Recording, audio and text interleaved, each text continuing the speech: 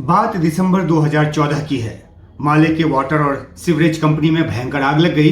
इससे यहाँ के वाटर डिस्टिलेशन प्लांट में गड़बड़ी पैदा हो गई। पीने के साफ पानी की आपूर्ति रुक गई। चारों तरफ समुद्र से घिरे मालदीव के पास पीने के पानी का कोई प्राकृतिक जरिया नहीं है। वह पूरी तरह से डिस्टिलेशन प्लांट से मिलने वाले पानी पर निर्भर है। जैसे ही प्लांट बंद हुआ, मालदीव में पीने के पानी के लिए हाहाकार मच गया। मालदीव की सरकार ने 4 दिसंबर 2014 को भारत सरकार से अनुरोध किया। भारत ने ऑपरेशन नीर की शुरुआत की, यानी मालदीव को पीने का पानी पहुंचाने का अभियान। भारतीय नौसेना ने आईएनएस सुकन्या को कोच्चि तट से रवाना किया। हर दिन 20,000 टन पानी साफ करने की क्षमता वाले पोत आईएनएस सुकन्या पर 35 टन ताजा पानी माले भेजा गया। इसके अलावा 7 दिसंबर 2014 को आईएनएस दीपक 1000 टन पानी लेकर माले पहुंचा और इस बीच भारतीय वायुसेना के C-17 ग्लोबमास्टर 3 और IL-76 जैसे हवाई जहाजों के जरिए पानी भर भर कर सैकड़ों टन पानी माले पहुंचाया गया। मदद अमेरिका और चीन जैसे देशों से भी पहुंची, लेकिन भारत ने जिस तेजी के साथ ऑपरेशन नीर चलाकर मालदीव की प्यास बुझाई, वह अपने आप में एक इतिहास है।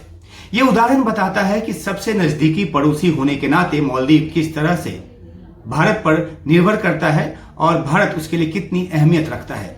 1092 छोटे छोटे द्वीपों को मिलाकर बने देश से भारत का जो मिकोनी द्वीप है वो महज 100 किलोमीटर दूर है। माले से सबसे नजदीकी भारतीय शहर कोच्चि है। ये दूरी 820 किलोमीटर की है, जबकि दिल्ली और माले के बीच की दूरी 2700 किलोमीटर से कुछ अधिक है। भौगोलिक दूरी से अलग भारत और मालदीव के बीच नजदीकी रिश्ते रहे हैं। मालदीव की आबादी 5,20,000 से कुछ अधिक है। एक आंकड़े के मुताबिक मालदीव में करीब 20,000 भारतीय रहते हैं। इनमें से 22,000 तो सिर्फ माले में रहते हैं। इनमें नर्स, टीचर, डॉक्टर से लेकर अकाउंटेंट्स, इंजीनियर और मैनेजर्स तक के पेशे में शामिल लोग हैं। एक बड़ी तादाद कामगारों की भी है, जो स्किल्ड और नॉन स्किल्ड दोनों हैं। इनमें टेक्नीशियन, टेलर्स, प्लम्बर्स और दूसरे मजदूरी करने वाले लोग शामिल हैं। कुछ टूरिज्म के बिजनेस में भी हैं।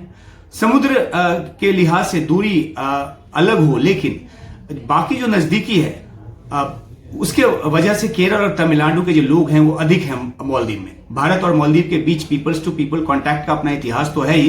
भारत ने राजनीतिक तौर पर भी कई अहम मोड़ों पर मालदीव की मदद की है। 1988 में मालदीव में तख्ता पलट की कोशिश हुई, उसको सेना भेजकर नाकाम किया गया। इसके बाद भारतीय सेना तुरंत वापस भी लौट आई, ताकि यह न लगे कि भारत जो है इस छोटे से जो द्वीप देश है उस पर अपना प्रभुत्व जमाता नजर है। 2004 की सुनामी में भी मालदीव की सबसे पहले मदद करने वाले देशों में भारत रहा। 2020 जनवरी में जब मालदीव में खसरा के फैलने का खतरा पैदा हुआ, तो भारत ने तुरंत इसकी वैक्सीन के 30,000 डोजेज जो हैं वो मालदीव भेजे।